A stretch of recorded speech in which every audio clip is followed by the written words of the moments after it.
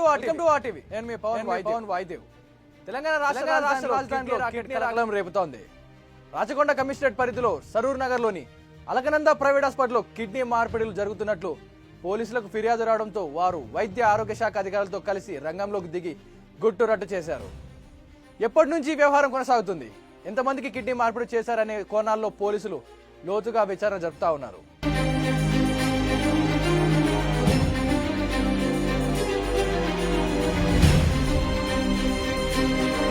హైదరాబాద్ లో కిడ్నీ మార్పిడులు చేస్తున్న హాస్పిటల్స్ పై పోలీసులు వైద్య ఆరోగ్య శాఖ అధికారులు సంయుక్తంగా దాడులు నిర్వహించారు. సరూర్ నగర్ లోని అలకనంద హాస్పిటల్లో కిడ్నీ సర్జరీలు జరుగుతున్నట్లుగా పోలీసులకు ఫిర్యాదు రావడంతో వారు వైద్య ఆరోగ్య శాఖ అధికారులు దాడులు నిర్వహించారు. హాస్పిటల్ లోపల నలుగురిని గుర్తించిన పోలీసులు వారికి కిడ్నీ సర్జరీలు జరిగినట్టు పోలీసులు గుర్తించారు. వారిలో ఇద్దరు దాతలుగా, మరో ఇద్దరు గ్రహీతలుగా భావిస్తా ఉన్నారు. వీరు కర్ణాటక, తమిళనాడు రాష్ట్రాలకు చెందిన వారుగా గుర్తించారు. అయితే వీరు ఈ నెల 17న హాస్పిటల్కు చేరుకున్నట్టు అధికారులు తెలిపారు. వారిని ప్రశ్నించగా తాము కిడ్నీలో రాళ్లు తీయించుకోవడానికి వచ్చినట్టు తెలిపారు. కానీ అధికారుల పరిశీలనలో మాత్రం వారికి కిడ్నీ సర్జరీ జరిగినట్టు అనుమానాలు వ్యక్తం అవుతా ఉన్నాయి.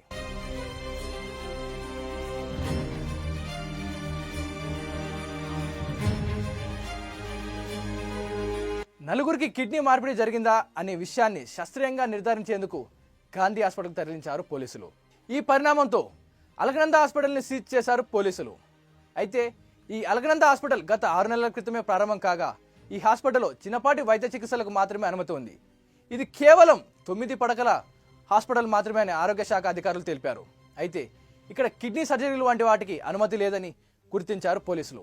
అయినప్పటికీ అక్రమంగా డబ్బు ఆశ చూసి పక్క రాష్ట్రాలకు చెందిన వారిని ఇక్కడికి తీసుకొచ్చి అక్రమంగా సర్జరీ చేస్తున్నారు ఇక్కడ డాక్టర్లు. ప్రస్తుతం ఈ హాస్పిటల్ని సీజ్ చేశారు పోలీసులు. ఈ వ్యవహారంలో హాస్పిటల్ ఇన్ఛార్జ్తో పాటు మరికొందరిని పోలీసులు అదుపులోకి తీసుకొని ప్రశ్నిస్తున్నట్టు సమాచారం. హాస్పిటల్ పై కూడా కేసు నమోదు చేశారు పోలీసులు. ప్రస్తుతం ఈ కిడ్నీ రాకెట్ వ్యవహారంలో నగరం అంతా చర్చనీయాంశంగా మారింది. మీరు కూడా అప్రమత్తంగా ఉండండి. ఇలాంటి కిడ్నీ రాకెట్ వ్యవహారంలో తలదూచకుండా ఉండండి. మీ అవసరాలే వాళ్ళకు ఆయుధంగా మారచ్చు.